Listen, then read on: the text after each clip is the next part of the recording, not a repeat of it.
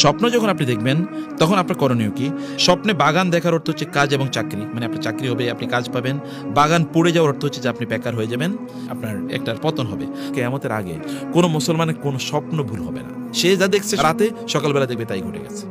রাসূলুল্লাহ সাল্লাল্লাহু আলাইহি ওয়াসাল্লাম তিনি তার স্বপ্ন দিয়ে, আয়েশা রাদিয়াল্লাহু তাআলা বলেছেন, আউয়ালু মা বুদিআ বিহি রাসূলুল্লাহি সাল্লাল্লাহু আলাইহি ওয়াসাল্লাম মিনাল ওয়াহয়ি আর রুইয়া সালিহা ফিন নাওম।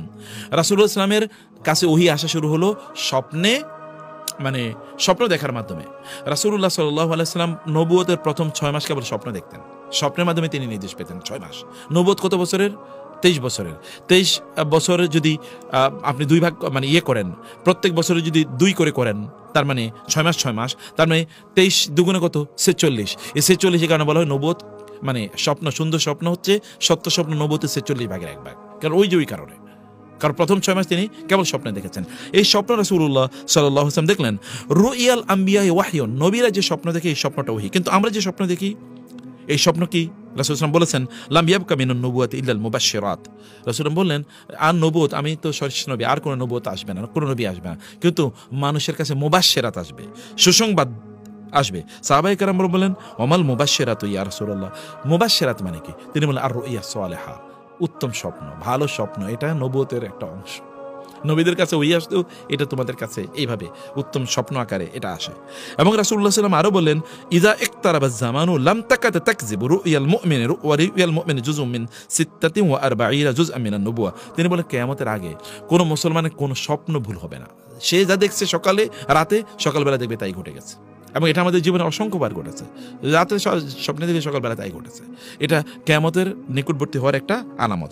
এখন আপনাদেরকে যেটা প্রশ্ন করতে চাই তা হলো যে, স্বপ্ন যদি কোনো একজন মানুষ দেখে তাহলে তার করণীয় কি? যেহেতু স্বপ্নের আলোচনাটা এসে আপনাদেরকে একটু বলে নিই। স্বপ্নের ব্যাখ্যা সম্পর্কে ইবনুল কাইয়িম রাহিমাহুল্লাহ তিনি বলেছেন, যেমন ধরেন, স্বপ্ন বাস্তব জীবনে এমন কিছু জিনিস আল্লাহ সুবহানাহু ওয়া তাআলা আমাদেরকে ঘটবেন আমাদের জীবনে, যেটা স্বপ্নের মাধ্যমে আল্লাহ সুবহানাহু ওয়া তাআলা আমাদের কাছে এটাকে ইঙ্গিত বা প্রতীকী বার্তায় প্রেরণ করেন। আচ্ছা, যেমন ধরুন, আপনি যে স্বপ্নে কাপড় অথবা জামা দেখেন, তার মানে হলো আপনার দিন এবং ধর্ম কি হবে? আপনি ভালো দিনদার হবেন। যদি কাপড় ভালো এবং বড় দেখা যায়, তার মানে আপনার দিন অনেক বড়, আপনি অনেক মুত্তাকি পরহেজগার লোক হবেন। আর যদি দেখেন আপনার কাপড়টাকে মলিন, সংকীর্ণ, ছেঁড়া ফাটা, তাহলে বোঝাবে যে আপনার দিনের মধ্যে অবনতি ঘটেছে। অতএব জামা কাপড়ের দিনদারির ইঙ্গিত বহন করে। দিন ধর্ম যেমন মানুষের আত্মাকে রক্ষা করে, পোশাক তেমনিভাবে মানুষের শরীরকে রক্ষা করে। এই কারণে এটা দেখা হলো। এটা আমি কয়েকটা ইন্টারপ্রিটেশন আপনাদেরকে বলে রাখছি। আচ্ছা, তারপরে হচ্ছে কি, স্বপ্ন যদি আপনি আগুন দেখেন, তার মানে আপনি কি ফিতনা বা বিশৃঙ্খলা বা অরাজকতা এর মধ্যে আপনি পড়ে যাচ্ছেন।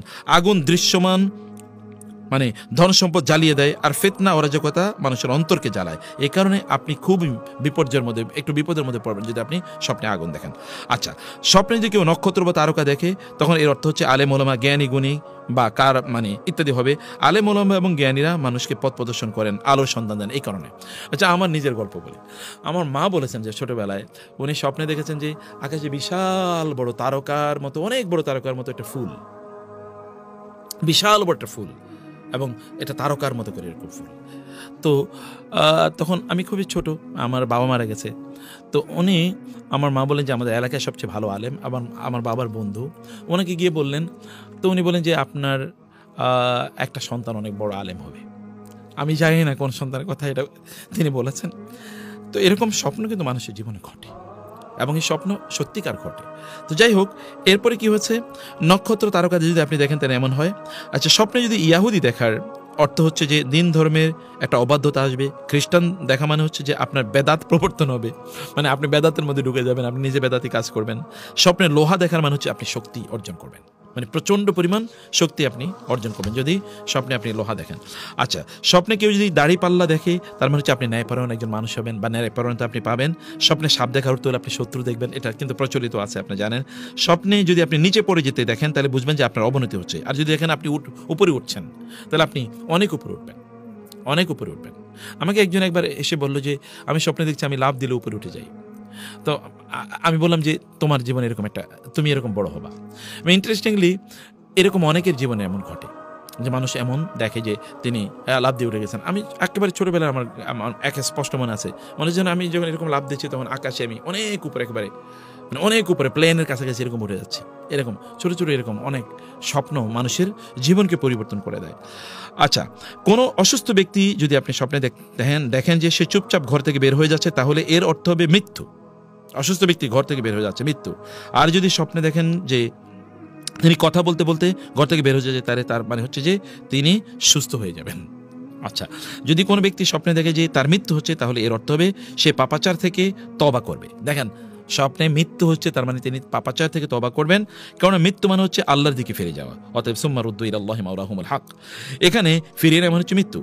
ওমর ইবনুল খাত্তাব রাদিয়াল্লাহু তাআলা আনহু তিনি হারিস ইবনে সাদ আত-তাবিকে বিচারক হিসেবে নিয়োগ দিলেন। একদিন হারেস মানে ওমর রাদিয়াল্লাহু তাআলা আনহুকে বললেন, হে আমিরুল মুমিনিন, আমি স্বপ্নে দেখলাম চাঁদ আর সূর্য যুদ্ধ করছে আর নক্ষত্রগুলো দুপক্ষে বিভক্ত হয়ে গেছে।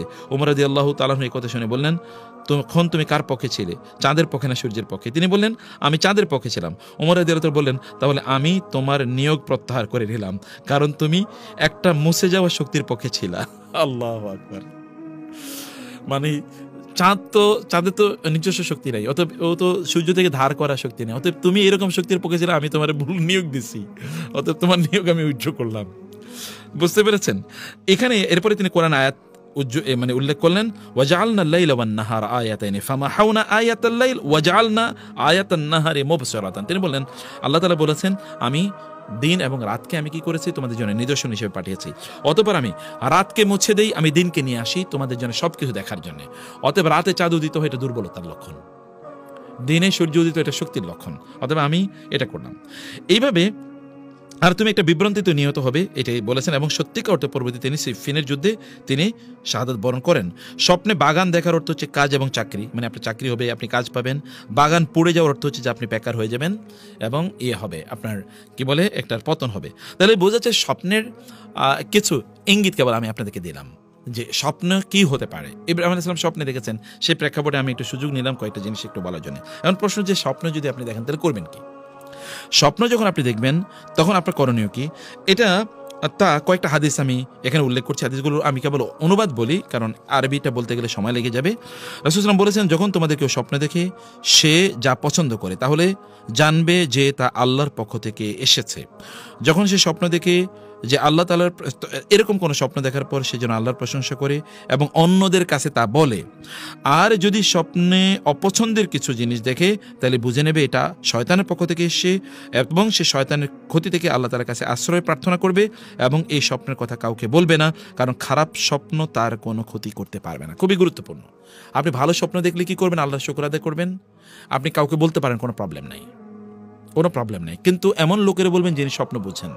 কেউ আপনাকে নিয়ে যদি হিংসা করে, এরকম লোকেরা বললে ওই ইউসুফ আলাইহিস সালামের ভাইদের মতো ঘটনা ঘটবে। ইউসুফ আলাইহিস সালাম বলেছেন না ভাইদেরকে যে আমি এরকম স্বপ্নে দেখেছি, তখন ভাইরা তো বুঝতে পেরেছে উনি তো নবী হবেন এবং তারা তাকে হত্যা করতে কূপে নিক্ষেপ করে ফেলেছিল। অতএব আপনি বলবেন কোনো দিনদার ভালো মানুষের কাছে বলবেন না এরকম না, বলবেন দিনদার ভালো মানুষের কাছে বলবেন। তিনি তখন একটাকে ভালো ইন্টারপ্রিটেশন দেবেন, যেই ইন্টারপ্রিটেশন দেবেন আপনার জীবন তাই ঘটবে। আচ্ছা, 2 নম্বর জিনিস আমি বলছি, তাহলে যে যদি আপনি খারাপ কিছু দেখেন তাহলে আপনি কাউকে বলবেন না। কাউকে বললে আপনি যা বলবেন তাই, মানে আপনি বলবেন এবং উনি যা ইন্টারপ্রিটেশন করবে তাই করবে। আর যদি আপনি কিচ্ছু না বলেন, বরং আল্লাহর কাছে আপনি আশ্রয় চান, তাহলে আল্লাহ তাআলা আপনাকে এই বিপদ থেকে বাঁচাবেন। রাসূলুল্লাহ সাল্লাল্লাহু আলাইহি ওয়াসাল্লামের কাছে একজন নারী আসলেন, এসে বলেন, ইয়া রাসূলুল্লাহ, সবাই যুদ্ধ থেকে ফিরে এসেছে, আমার স্বামী আসে নাই। রাসূল বলেন, কোনো প্রবলেম নেই, ফিরে আসবে। এবং তিনি সত্যি ফিরে এসেছেন। এরকম 3 বার ঘটেছে। চতুর্থবার তার স্বামী যুদ্ধে গিয়েছেন আর ফিরে আসেন নাই। তো তিনি রাসূলের কাছে আসলেন। আয়েশা রাদিয়াল্লাহু তাআলা আনহা তখন ঘরে, রাসূল নাই। তো আয়েশা রাদিয়াল্লাহু তাআলা তাকে জিজ্ঞেস করেন, কেন এসছো? তিনি বলেন, এই উদ্দেশ্যে এসেছি। তো বলে যে তোমার স্বামী তো তাহলে মারা গেছে যুদ্ধের ময়দানে। এবং কিছুক্ষণ পরে সত্যি সংবাদ এসে তার স্বামী মারা গেছে। এর মধ্যে রাসূল সাল্লাল্লাহু আলাইহি ওয়াসাল্লাম আসার পরে আয়েশা রাদিয়াল্লাহু তাআলা বলেন, ইয়া রাসূলুল্লাহ, একটা ঘটনা ঘটছে। কি? বলে, এরকম একজন নারী এসেছিলেন আপনার কাছে, আমি তাকে জিজ্ঞেস করছিলাম তার স্বামীর কি অবস্থা, মানে সে আমাকে বলেন তার স্বামীর কি অবস্থা জানার জন্য। আমি তাকে জানার পরে বললাম, মনে হয় সে মারা গেছে। এরকম অবস্থা। কারণ স্বপ্নে সে মানে যা দেখেছে স্বপ্নের ব্যাখ্যা, সে এটা স্বপ্নের ব্যাখ্যা যে যুদ্ধের ময়দান থেকে তার স্বামী ফিরে আসে নাই, এটা সে স্বপ্নে দেখেছে। তো যুদ্ধের ময়দানে তার স্বামী ফিরে আসে নাই, কেউ বলছে যে স্বামী মারা গেছে, এরকম স্বপ্ন। তো 3 বার রাসূল বলেছে, না এটা ঠিক না, তোমার স্বামী ফিরে আসবে। এবং চতুর্থবার রাসূলকে না পেয়ে আয়েশা রাদিয়াল্লাহু বলেন, যে সে তো তাহলে মারা গেছে, তুমি তো খারাপ স্বপ্ন দেখেছো, সে তো মারা গেছে। যুদ্ধের ময়দানে, এবং সত্যি পরে তার লাশ চলে এসছে। রাসূলুল্লাহ সাল্লাল্লাহু আলাইহি ওয়াসাল্লাম আয়েশার কাছ থেকে শোনার পরে বললেন, তুমি এইরকম ইন্টারপ্রেশন দিলা কেন? স্বপ্নে তো ব্যাখ্যা এরকম দেয়া হয় না, এরকম দেয়া যায় না। কারণ স্বপ্নের ব্যাখ্যা যা দেয়া হয় সেটাই ঘটে। অতএব স্বপ্নের ব্যাখ্যা যিনি জানেন এমন ভালো মানুষের কাছে আপনারা স্বপ্নের কথা বলবেন। সুন্দর স্বপ্ন আল্লাহ তাআলার পক্ষ থেকে হয়ে থাকে, আর খারাপ স্বপ্ন শয়তানের পক্ষ থেকে হয়ে থাকে। কেউ স্বপ্নে খারাপ কিছু দেখলে বাম পাশে 3 বার থু থু করবে। আপনি স্বপ্নে খারাপ কিছু দেখেছেন, বাম পাশে, আপনি যেদিকেই ডান কাত হয়তো আমরা শুই, ডান দিকে আপনি 3 বার থুতু ফেলে তারপরে আপনি কি বলবেন? আউযু বিল্লাহি মিনাশ শাইতানির রাজিম। তাইলে এই স্বপ্ন আপনার কোনো ক্ষতি করতে পারবে না। 3 নাম্বার, তোমাদের কেউ যদি, রাসূল সাল্লাল্লাহু আলাইহি ওয়াসাল্লাম বলেছেন, তোমাদের কেউ যদি এমন কোনো স্বপ্ন দেখে যেটা সে অপছন্দ করে, তাহলে বাম দিকে সে 3 বার থুতু ফেলবে, শয়তানের কাছ থেকে আল্লাহর কাছে আশ্রয় প্রার্থনা করবে, অতঃপর সে তার পার্শ্ব পরিবর্তন করে শুয়ে থাকবে, তাইলে তার কোনো ক্ষতি হবে না। তাহলে স্বপ্নের বিষয়ে আমি কিছু আইডিয়া আপনাদেরকে দিয়ে দিলাম।